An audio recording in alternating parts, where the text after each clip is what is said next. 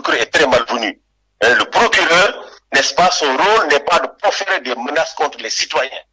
Nous sommes dans un État démocratique, n'est-ce pas, et dans un État démocratique, les citoyens ont le droit, évidemment, d'être exigeants envers les institutions. Et lorsque des accusations graves pèsent contre des personnes dans des institutions, il y appartient, lui, le procureur, d'ouvrir des enquêtes pour tirer ces accusations au clair. C'est ce qu'on lui demande de faire.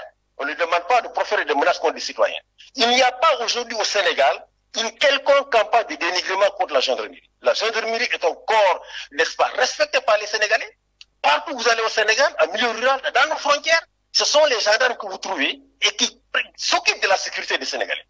Ce que nous avons entendu depuis maintenant 1 an, c'est qu'il y a dans la gendarmerie 1 ou 2 personnes qui sont mises en cause dans le cadre de l'enquête sur l'affaire Sweet Beauté.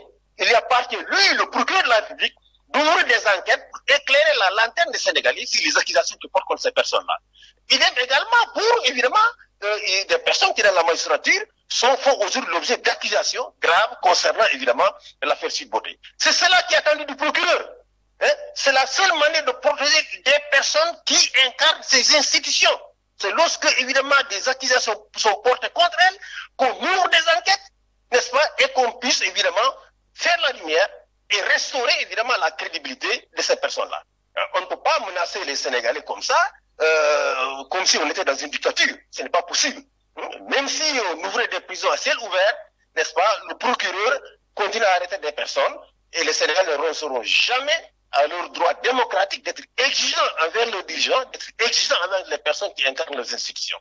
Donc, c'est un communiqué malvenu et nous voudrions vraiment dire que les menaces sont inappropriées envers les citoyens dans un État démocratique. Oui, mais c'est une réaction totalement inutile. C'est évidemment essayé par des démarches ou des polémiques de faire croire aux Sénégalais qui vivent ces restrictions de liberté tous les jours que ça n'existe pas. Lorsque, en période préélectorale, on empêche à des partis d'opposition de manifester, n'est-ce pas, en invoquant évidemment des notions bidons de troubles à l'ordre public, évidemment, cela pose problème. Tout ce qui a été dit par le secrétaire général, c'est ce qu'Amnesty, la RADDHO, la Ligue sénégalaise des droits humains, l'ONDH disent dans ce pays tous les jours. Donc, on n'a rien dit de nouveau. Et ce que nous disons, c'est que les statistiques que fournit le gouvernement cachent en réalité des restrictions graves des droits civils et politiques, n'est-ce pas, des partis politiques, mais aussi des organisations de société civile, des syndicats qui, évidemment, revendiquent, manifestent pour revendiquer, manifestent pour, évidemment, demander à l'État de respecter des droits. Donc, c'est une polémique inutile, c'est une polémique qui n'avance pas du tout l'État du Sénégal, parce qu'aujourd'hui, ce ne sont pas seulement les ONG au Sénégal ou Amnesty qui pointent l'État du Sénégal du doigt, c'est toutes les grandes organisations internationales. Article 19, Freedom House, c'est toutes ces ONG, n'est-ce pas, RSF, toutes ces ONG aujourd'hui qui pointent l'État du Sénégal. Et cela est nouveau. Cela n'est jamais arrivé sur Abidou, cela n'est jamais arrivé sur Abdoulaye Wade.